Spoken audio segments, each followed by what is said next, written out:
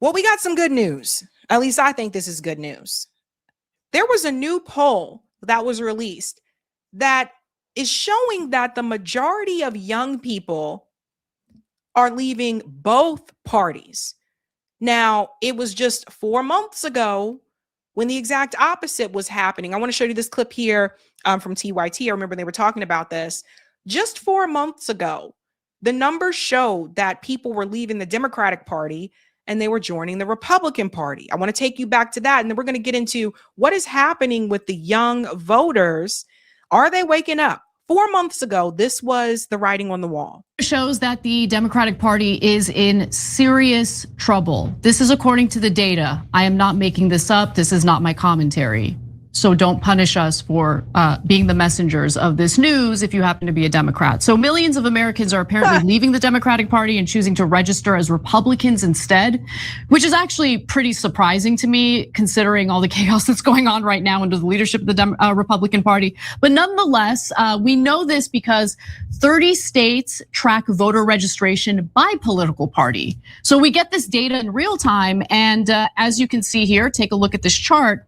From 2020 to 2024, Democrats hemorrhaged voters to Republicans in every single one of the 30 states that track voter registration, pertaining to party affiliation. The reason why this is so important is because it goes to show you this was not just Kamala Harris, right? So when people say, well, Kamala, wasn't a strong candidate, when people say that she got into the race too late, I mean, you guys know how I felt about that. I don't need to go through all that again. But what it shows you is this was not just about Kamala Harris. There was something that was happening across the board. And I've said this before, the Democratic Party, if they really wanted to be an opposition party, then they really need to be the party of the working class. And that's just not the party that they are. They haven't been that way in a long time. So I've said this before that when we are having economic strain, what tends to happen is that people will swing from one end of the pendulum to the other one. They'll go from one side to the other.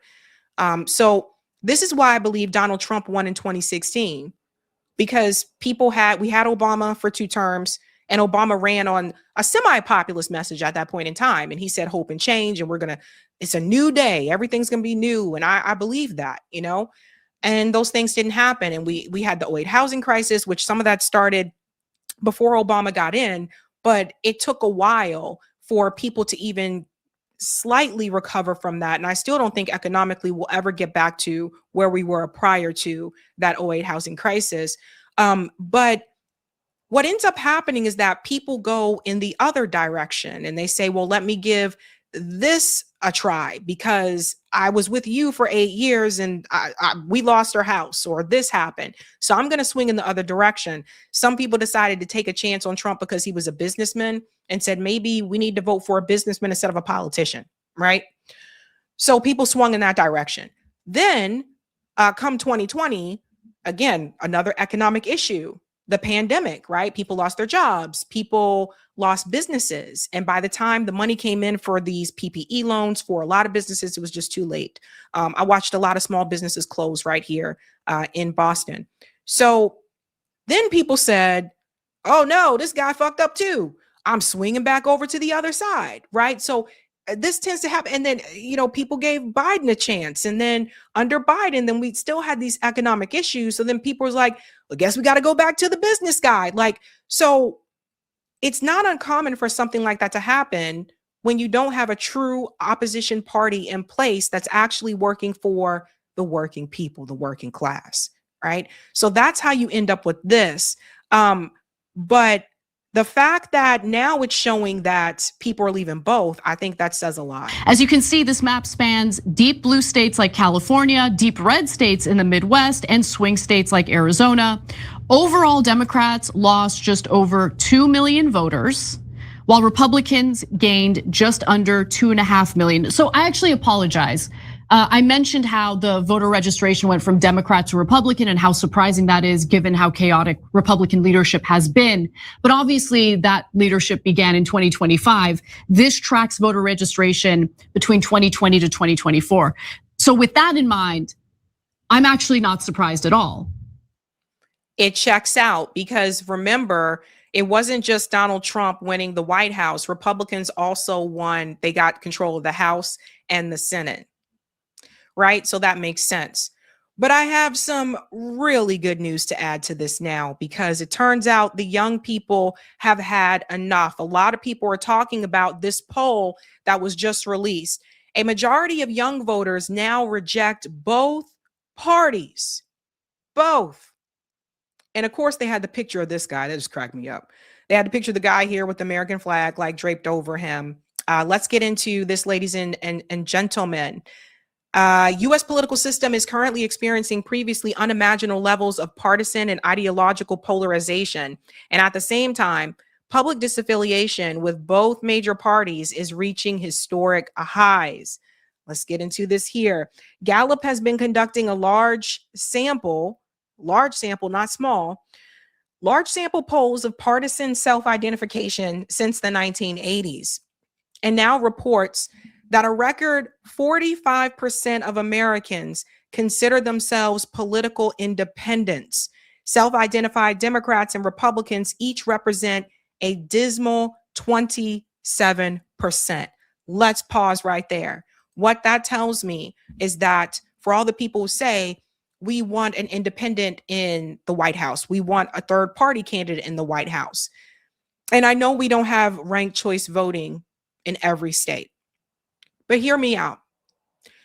If that 45% of Americans that identify now as independent actually voted for the independent or the third party candidate, we could see a change. That's really what a lot of it comes down to. We could see a change. Let's go on more here.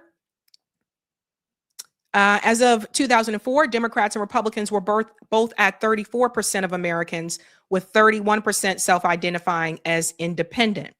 Let's jump forward here. But now, independent self-identification is reaching levels that suggest something else is going on, and the trends may be intensifying. Gallup shows 54% of millennials and 56% of Gen Zers are now calling themselves independents. To some extent, that reflects a perennial phenomenon. Younger people typically show lower levels of political and civic engagement, often because they are moving frequently and are focused on completing educations and beginning careers and families. But as Gallup notes, today's younger folks are disaffiliating from the major parties at higher rates than their predecessors. This is a big number here, ladies and gents. I'm going to bring up two issues that I think may be part of it. The economy. Economic issues is a big part. These kids can't afford to put a down payment on a home. These kids can't afford to start a family. I mean, that hasn't changed since, when Bernie started running in 2016. This hasn't changed. Like it hasn't, improved. So Gen Z, this generation, like those were my students. So I used to hear about this all the time. Right? So that's part of it. The other issue on foreign policy, I got to tell you, this young generation, they are very much aware of what is happening geopolitically in the world. They're more focused and more attentive than I would say, I was when I was an undergrad in college. And they are less likely to fall for the mainstream media narrative about these conflicts. I think that may have been a shock to President Trump when it came to Venezuela, that the majority did not want the U.S. intervening in Venezuela. I think maybe they thought because it shifted from Gaza and he was focused on, if I can convince them this guy's a drug trafficker, then of course they're going to side with me with this one. But no. These kids are very resourceful and they have done their homework. I can tell you that. Let's go forward here as well. The higher rate of political independence also results from younger adults today being more likely than young adults in the past to identify as independents. The 56% of Gen Z adults identifying as independents today compares with 47% of millennials in 2012 and 40% of Gen X adults in 1992. Let's go forward here. University of Chicago poll showed 56% of respondents have an unfavorable opinion of the Democratic Party, 62% feeling the same way about the Republican Party. Again, a lot of this goes back to the core economic issues. If we were really America first in this country and we were taking care of our workers, our infrastructure, and this goes back, this didn't just start. You know, I'm thinking about when the manufacturing jobs left this country.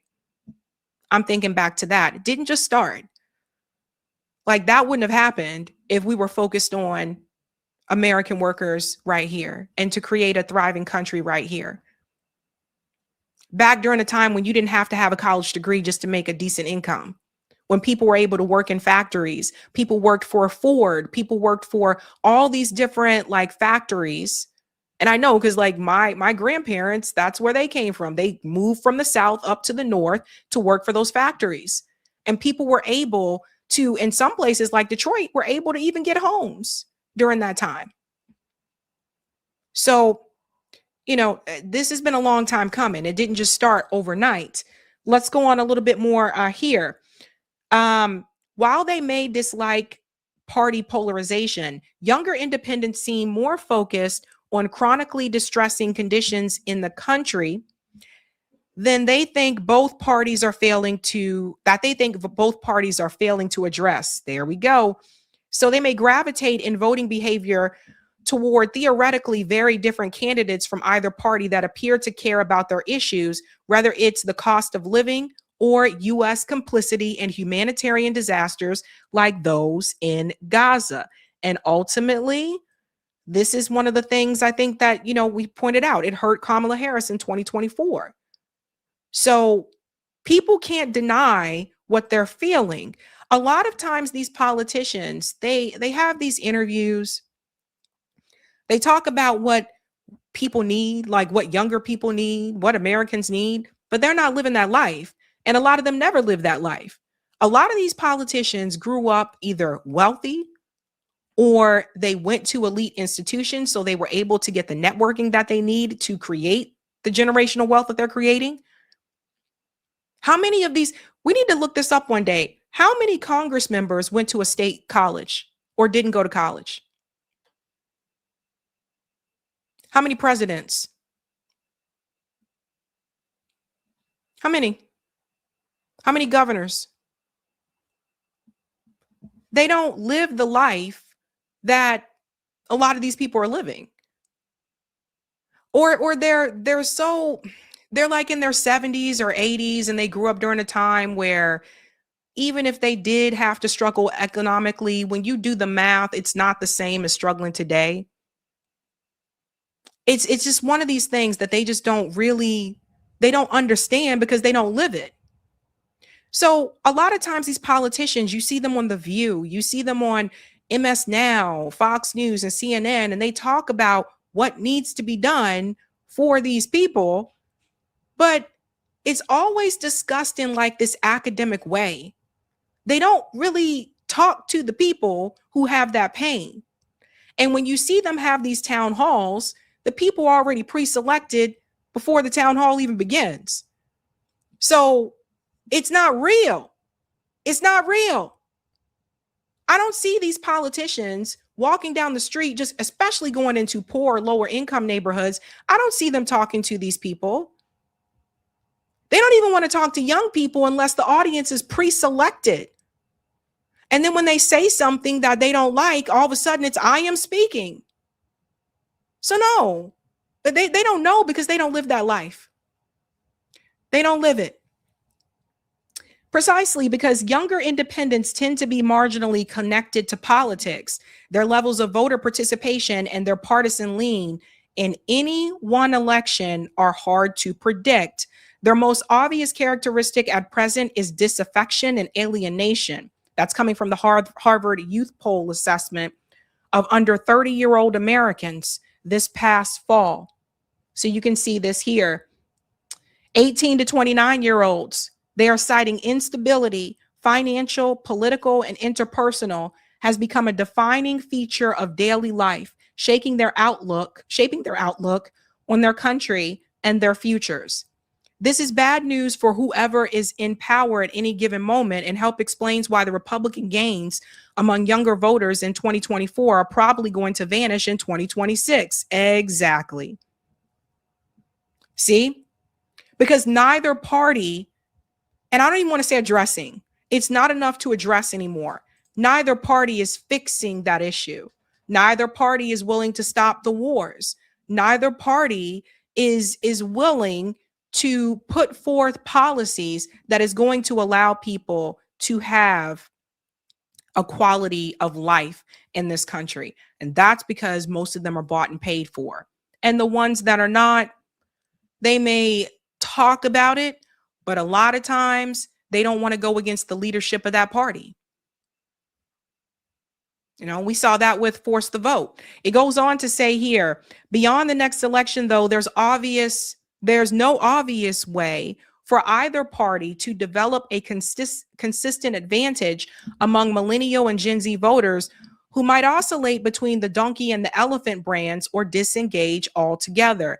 The independent majority of young voters is likely to persist for the time being, adding an element of uncertainty and instability to a polarized political system.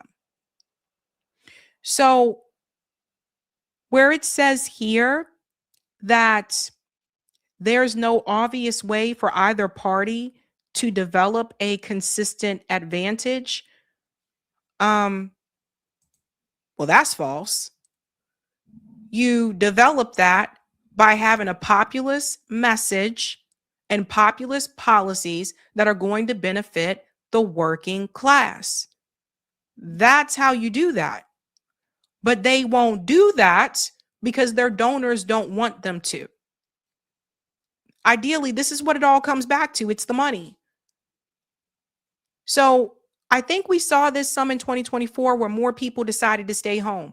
And unfortunately, that's what happens. Like, what we were hopeful of is that the people who were upset with both of those parties at that time would come out and vote third party or for independence, right? Like, that's what we were pushing.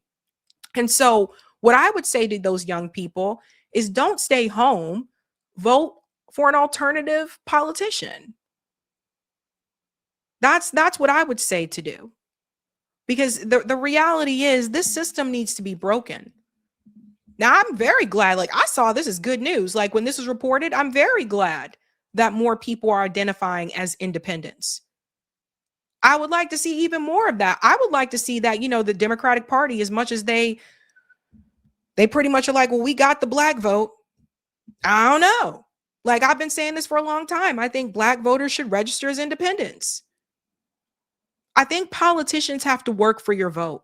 And I think this whole, I'm just going to give my vote away just because, I think it's starting to run its course. Now, don't get me wrong, because Trump has been like insane and crazy, there are going to be more people that did not participate in 2024 that will come out to participate in 2028 to vote for the Democratic Party just to get Trump's policies out of there. So don't get me wrong. But the point that I'm trying to make is you can only play this game for so long. If these politicians do not deliver on economic policies that's going to benefit the working class, they will continue to have this back and forth with the pendulum. It keeps swinging and things will continue to get worse. And ultimately, you know what's going to eventually end up happening? The type of revolution that they don't want to happen. Ultimately, it will lead to a revolution where people are out in the streets and people have had enough. But they already, you know, the elite's already saying, well, we're going to replace some of these people, their jobs and stuff with AI anyway. So the point that I'm trying to make is all these policies that they run away from, they are eventually going to have to accept. If AI is going to take some of these jobs, then that means that some people will be unemployable. If some people are unemployable, that means that you're going to have some type of basic universal income is going to be a necessity. It is not going to matter whether you want it or not. And since we have a healthcare system that is tied to your place of employment, and if your job is no longer a job, that field is no longer there because it's taken over by AI, how are you going to get healthcare? That means we would have to have a universal healthcare system. So all these policies that they continue to run away from, eventually at some point, you are going to have them if they continue with AI the way that they're going right now. So I see this as good news, and I say again, like, somebody's watching me, somebody's watching, someone's listening, they're paying attention. They're like, whoa, the younger people, they're not moving the way that we want them to move. Why are more of them registering as independents instead of coming back over to the Democratic Party? That's because you're not a real opposition party. That's why. And as long as they continue to have strain on their wallet, I think what you're going to end up seeing is more people just say, fuck it. Like, what's the point? And then ultimately, like I said, that'll lead to some type of anger, and eventually a type of anger that you can't. And I don't know. Maybe that is what some of the elites want. Maybe some of the elites want people to get to that point where they just go out in the streets and they start tearing everything down. And so then, the elites can say, we're going to implement even more surveillance. They're going to do that anyway. But we are going to officially become a police state. You have chaos, so we need to fix that. Because ultimately, I kind of do think they do want chaos. They want people to lose their shit, so they can come in and they can implement more control. But they're watching and they're paying attention. That's why you're seeing these polls. Something else we need to show you. This also could be a factor. Both parties increase funding for ICE. I tweeted this back in, this is the second time I tweeted it, June of 2025. I think that was the second time I tweeted that. Anyway, June of 2025, I shared this to show people that both parties increase funding to ICE. And this is another thing that's starting to get out. Yes, the way Trump has been handling this is insane and crazy. But I don't see too many Democrat politicians saying, okay, we need to stop giving all this money to ICE either. So that's another thing. Another reason why they could be looking in a different way. Either way, something's happening. Hey guys, this was a Sabby clip. If you like what you saw, hit that like button and subscribe.